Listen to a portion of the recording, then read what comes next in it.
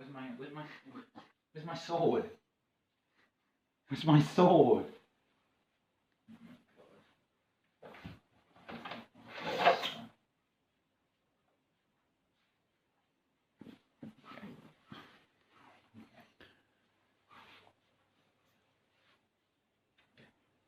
I'm not ready. Yeah, I'm ready. Action. Once more unto the breach, dear friends. Once more. Or close the wall up with our English dead. In peace there's nothing so becomes a man as peace, modesty, stillness, and humility. But when the blast of war blows in our ears, then imitate the actions of the tiger. Stiffen the sinews, summon up the blood, disguise the fair nature with hard-favored rage, then lend the eyes of a terrible aspect, that pry through you the portage of the head, like the brass cannon let the brow overwhelm it, as fearfully as doth a gallant rock, overhanging jutty his confounded base, swilled with the wild and wasteful ocean. Now set the teeth, and stretch your nostril wide. Hold hard the breath, and bend up every spirit to his full height. On, you noble English, whose blood is fed from the feathers of war-proof, like fathers that so many Alexanders have in these past mourned till even fought, as sheathed their swords for lack of argument. Dishonor not your mothers. Now attest that those who you call your fathers did beget you. Be copy now in men to grosser blood, and teach them how to war. And you, good yeomen, whose limbs were made in England, show us here the mettle of your pasture. Let us swear that you were worth your breeding, which I doubt not. For there is none of you so mean and base that have not noble lust in your eyes. I see you stand like greyhounds in the slips, straining upon the start. The game's afoot. Follow your spirit, and upon this charge, cry God for Harry, England, and St. George! That'll do.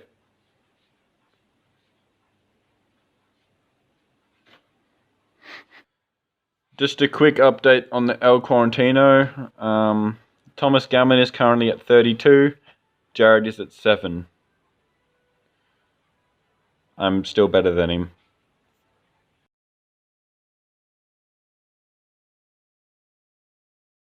Hold on. Alright, we're recording. I want you to be underneath the sports sign.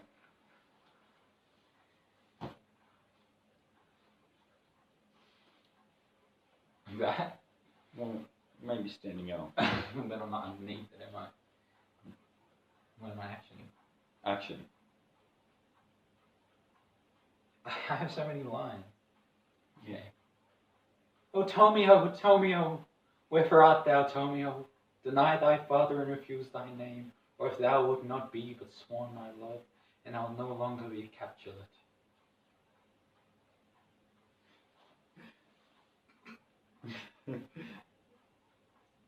Shall I hear more?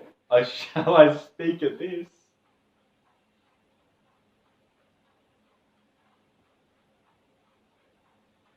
Tis but thy name that is my enemy. Thou art thyself, though not a Montaigne. What's Montague. Montague. Right, you can edit this. Tis but thy name that is not my enemy. Thou art thyself, though not Montague. What's Montague? It is no hand, no foot, no arm, no face, or any other part, belonging to a man, or be some other name. What's in a name? That which we call a rose, by any other word would smell as sweet. So Romeo would were he not Romeo called Tommy. Oh no! Tomio. Okay, should I redo it? No, just keep going. No, we'll redo it. We'll go. Ready? Alright, from the start? Yeah. Okay. Oh, Tomio, wherefore wait, start again. Oh, Tomio, wherefore art thou, Tomio? Deny thy father and refuse thy name, or if thou wilt not be but sworn my love, and I'll no longer be Capulet. Shall I hear more, or shall I speak at this?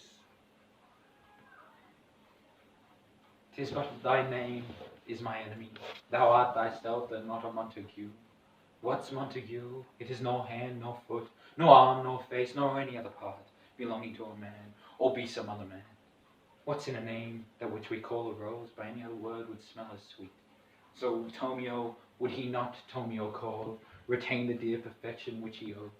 Without thy title, Tomio doth thy name, and for that name which is no part of thee, take all myself.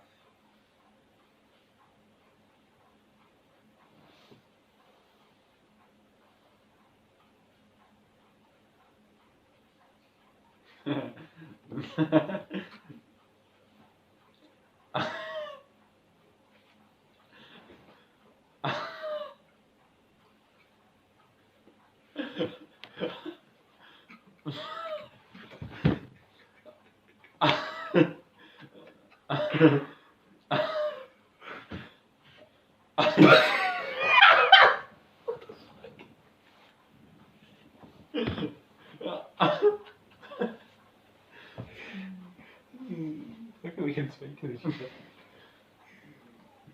I take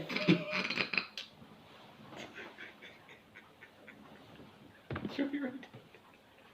we can edit it. I take thee at thy word. Call me but love, and I'll be baptized. Henceforth I never will be Tomio. What man art thou that thus be screened in night, so stumblest on my counsel? See.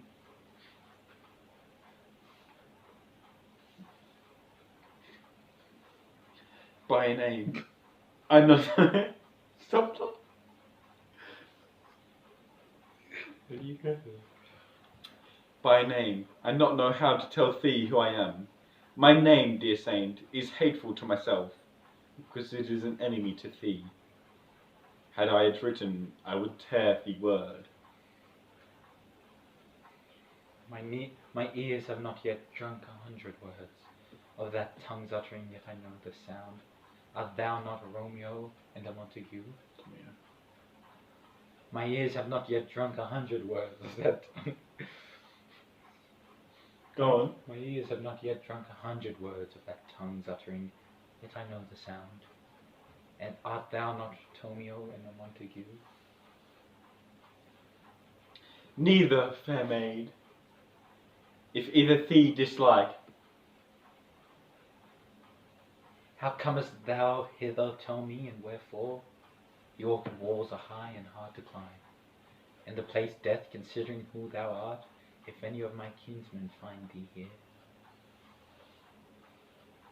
with love's light wings did I overperch these walls. For stony limits cannot hold love out. And what love can do, that dares love attempt? Therefore thy kinsmen are no stop to me. If they do see, they will murder thee. Alack, there lies more peril in thine eye than 20 of their swords.